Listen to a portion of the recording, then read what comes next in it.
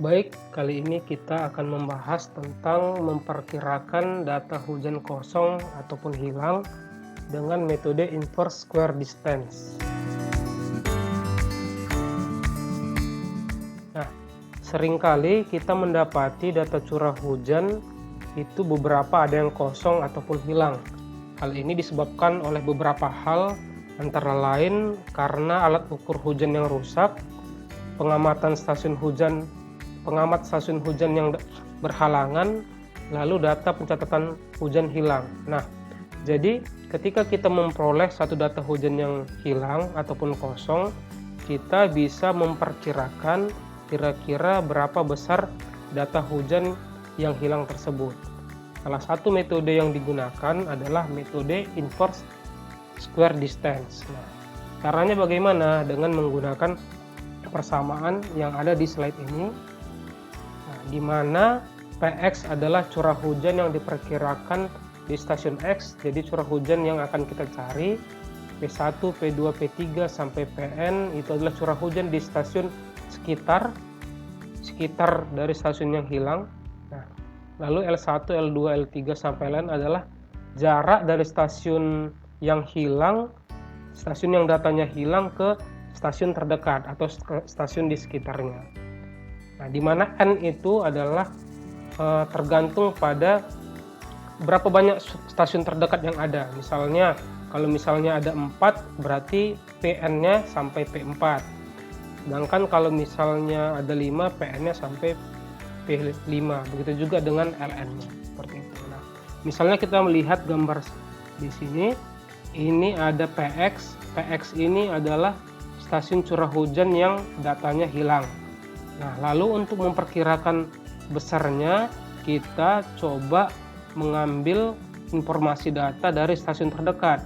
Ada P1, P2, P3, dan P4. Nah, jadi setelah itu kita ukur jarak antara lokasi stasiun hujan yang datanya hilang dengan stasiun terdekat.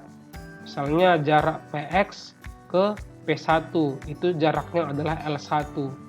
Begitu juga seterusnya, PX ke P2 jaraknya L2, PX ke P3 jaraknya L3, dan PX ke P4 jaraknya L4. Nah, kalau misalnya ada stasiun di sekitarnya ada 6, berarti kita cari L-nya juga sampai L6. Nah, seperti itu. Nah, untuk memudahkan, ini ada contoh soal seperti ini. Nah, di soal dikatakan data curah hujan tahunan di stasiun X pada tahun 2019 hilang. Perkirakanlah data curah hujan di stasiun X dengan menggunakan informasi data dari 3 stasiun terdekat. Koordinat stasiun hujan dan curah hujannya disajikan pada tabel berikut. Nah, ini ada koordinatnya.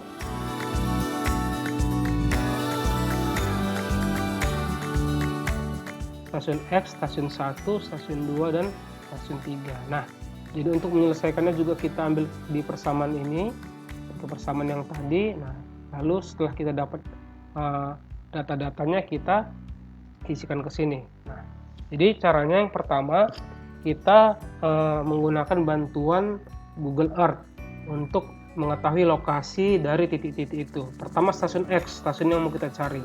Kita buka Google Earth. Nah, ini Google Earth. Kita masukkan data dari stasiun yang mau kita cari. Pertama stasiun X, kita masukkan ini koordinatnya kemari. Nah, ini kita buat ini PX, masukkan garis bintangnya, lalu masukkan titik buzurnya.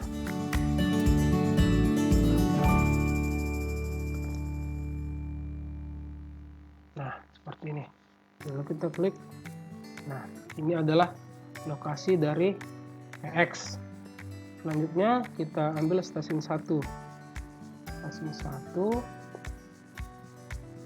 kita copy. Kita masukkan lagi kemari. Ini stasiun 1, P1. Kita masukkan titiknya.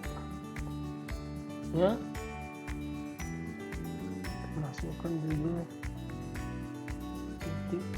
garis lintangnya. Mari kita kopikan, lalu kita paste kemari. Nah, ini adalah stasiun 1. Lalu kita masukkan titik stasiun 2. Kita copy, lalu kita paste di sini.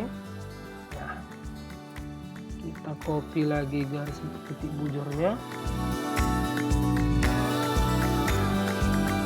Kita paste di sini. Nah, ini terlihat adalah belum kita namain. Ini adalah P2. Nah, lalu selanjutnya titik stasiun 3. Jadi stasiun 1, 2, dan 3 ini adalah stasiun terdekat dari stasiun yang data hujannya hilang ataupun yang mau kita cari. Ini 3. Masukkan. Kemudian kita masukkan titik bujurnya.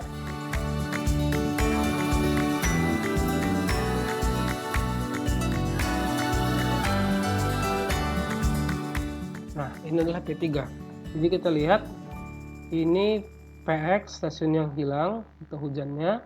Ini P1, ini P2, kemudian ini P3. Nah, selanjutnya kita tadi sudah ada data curah hujannya di stasiun terdekat. Sekarang kita mengukur jarak antara stasiun curah hujan yang mau dicari nilainya ke stasiun terdekat. Nah, jadi kita klik ini. Nah, terus kita ukur jarak dari ini PX ke P1. Nah, itu. Lalu kita save. Nah, itu akan ini menjadi L1, data L1. Kemudian kita ukur lagi dari titik PX ke P2. Kita save. Nah, kita lihat ini ada panjangnya adalah 25,42 km. Nah, jarak antara stasiun X dengan stasiun P2. Kita save. Oke, lalu kemudian kita ukur lagi jarak antara stasiun PX ke P3. Nah, jaraknya adalah 21,6 km. Kita save lagi. Oke, nah, jadi sekarang kita sudah mengetahui jarak antara stasiun curah hujan yang hilang dengan stasiun curah hujan di dekatnya. Nah, kemudian kita selesaikan persamaan ini. Nah, jadi masukkan rumus ini. P1 kita masukkan nilainya. P1 ini di data hujan di stasiun 1 ini 1230. Kita masukkan 1230.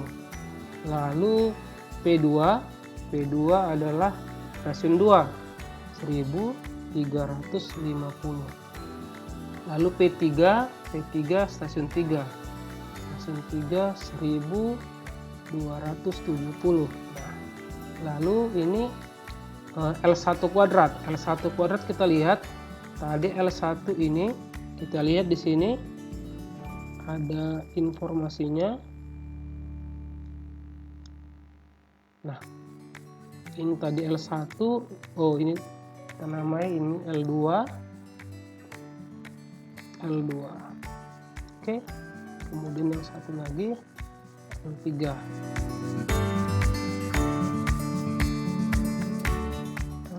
Nah, untuk L1 ini yang tadi jaraknya bisa kita ukur. Kita lihat di sini properties.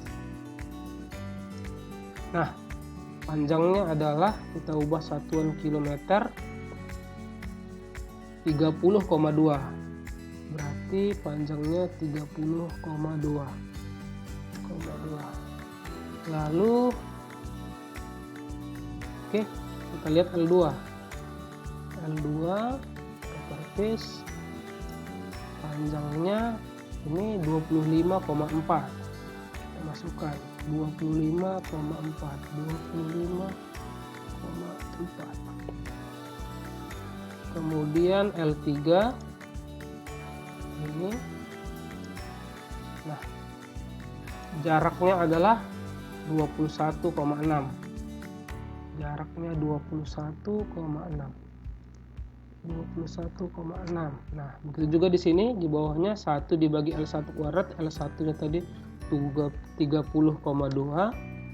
L2 nya 25,4, dan L3 nya 21,6. Nah, jadi sampai L3 karena stasiun curah hujan terdekatnya ada 3. Nah, selanjutnya kita bisa hitung menggunakan kalkulator ataupun menggunakan alat bantu yang lainnya, sehingga diperoleh hasilnya adalah, saya hitung dulu,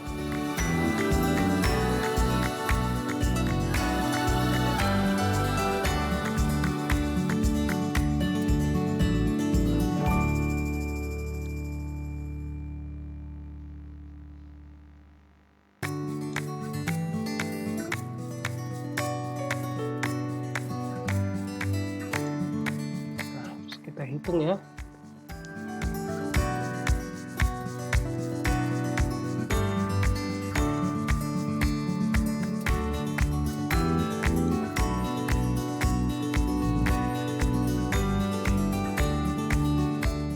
Nah, hasilnya adalah 1286,73. Nah, jadi kita sudah dapat hasilnya. Data curah hujan yang hilang di stasiun X dengan metode ataupun persamaan ini diperoleh hasilnya adalah 1286,73. Baik, demikian pembahasan kita. Semoga video ini bermanfaat. Terima kasih.